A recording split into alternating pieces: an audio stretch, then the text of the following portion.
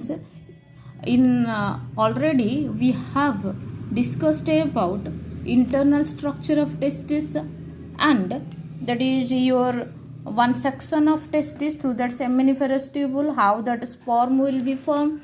From that seminiferous tubule it will be travel to that one network like structure called rete testis. From that rete testis that sperm will become to small channel like structure called vasa efferentia. From that vasa efferentia that sperm will become to your epididymis. So that epididymis mainly it will be posteriorly located, and it is a coiled long tube, and their length is 6 meter length, and that have three parts. This one is their head part, this one is their body part, and this one is their tail part. And mainly we are called that head part, we are called that is caput epididymis. This body part is known as the corpus epididymis, and this tail part we are called that is here cauda epididymis.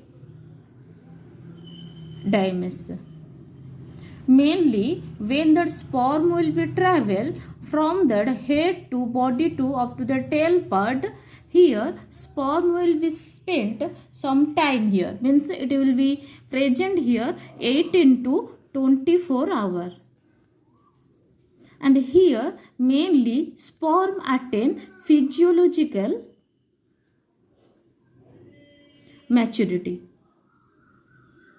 And in some question that is coming, if I have faced some question, they will ask like that, where that sperm attain the physiological maturity in that epididymis, and your answer will be in the tail part of that epididymis, that is known as your cauda epididymis, but that is not present on your book, but question will be come. Next one is, and in this segment we'll discuss here all the different parts and their connection. If you have observed in that figure, this one is the two kidney here, fine, and that kidney from that is ureter will be coming, so that it will be open into that is your urinary bladder, and from that this one is your urinary bladder,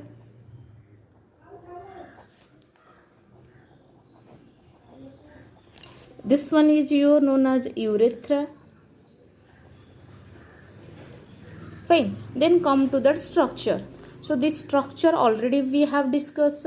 So this one is a pair of testes. Actually testis will not be like that. Behind your penis the testis will be located, but it is separated by a small septum like structure that is called as your scrotal septa. Already we have discussed in previous class. So this one is scrotal sac, and this one is your known as your where your testis is located. This one is your testis, and posteriorly this is highly coiled like structure, this is known as your vasa deferens, that is your epididymis.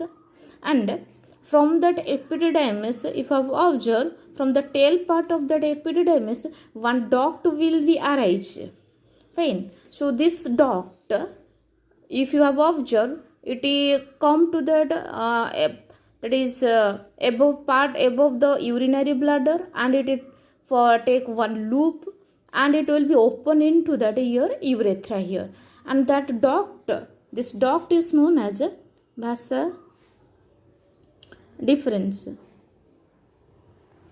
fine. Mainly you already in that previous segment of class already we have discussed.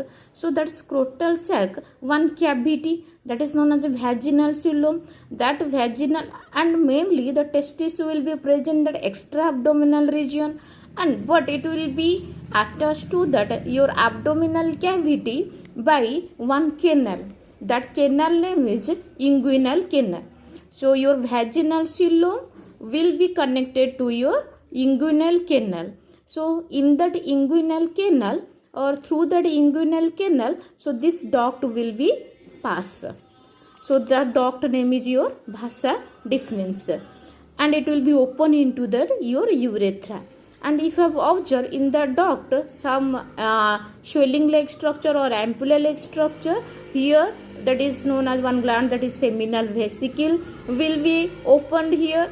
One duct will be, this one is one duct, it will be open here. And so now that whole the duct we are called that is here vasa deferens, but some it is that in the naming convention some little bit changes here. That changes is this region from your where your duct will be open, from this region to this region, now we are not called that is vasa deferens, we are called that is ejaculatory duct. Which duct we are called that is ejaculatory duct, and the gland name is seminal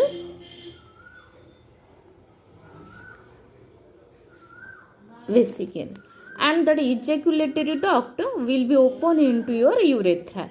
And here after that, from that region, if I have observed, again one duct will be extended here. So that duct name is known as urinogenital duct.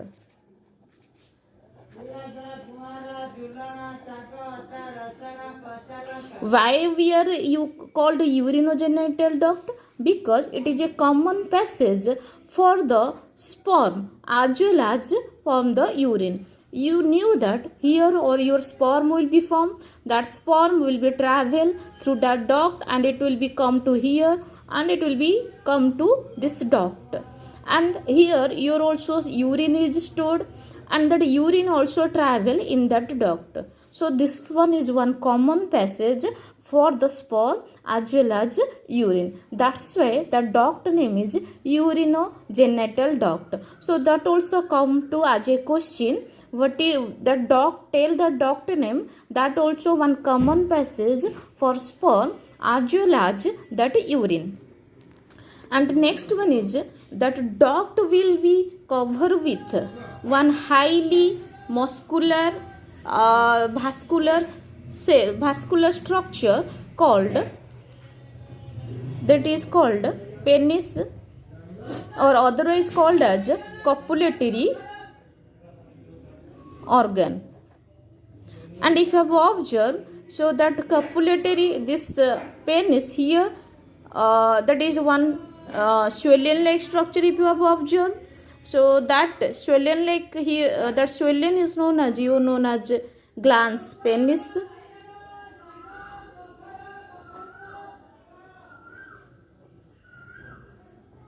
And here that it will be form one folding here. So that folding is known as prepuce. So here that skin will be fold, or we are called that foreskin, or we are called that is here foreskin or called prepuce. And in their above that penis, here one if I have observed, here one gland also present. That gland name is Cowper's gland.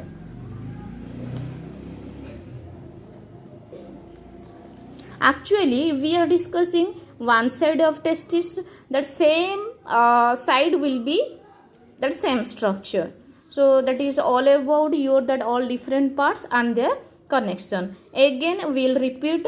So this one is to kidney. That kidney will be open into that urinary bladder. From that urinary bladder one duct will be arranged, that is known as urethra. Then come to that structure. This one is pair of testes. Here that testis will be present in that one scrotal sac. This one is testis. In that posterior side one coiled like structure is known as, this is known as your epididymis.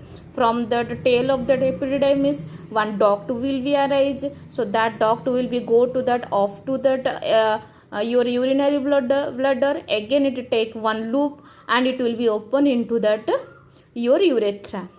And here in that duct, that duct name is vasa deferens. And in the duct one swollen like structure are called ampulla. Mainly here one gland is present, that is known as seminal vesicle. Now that duct name from here to here it will be changed. Now we are called that is ejaculatory duct, and that ejaculatory duct will be open into that urethra. From that urethra another duct will be extended, so that duct is known as urinogenital duct. Why we are called urinogenital duct? Because it is a common passage for urine as well as sperm, and that urinogenital duct will be covered with muscular highly vascular structure called, this is known as penis, or called that is copulatory organ. And here if in that structure one swollen like structure you have observed, that swollen called as glans penis, and that skin will be here folded. So that folded skin here called as foreskin, or we are called that prepuce. Here you have observed one opening, that opening name is known as urinogenital opening.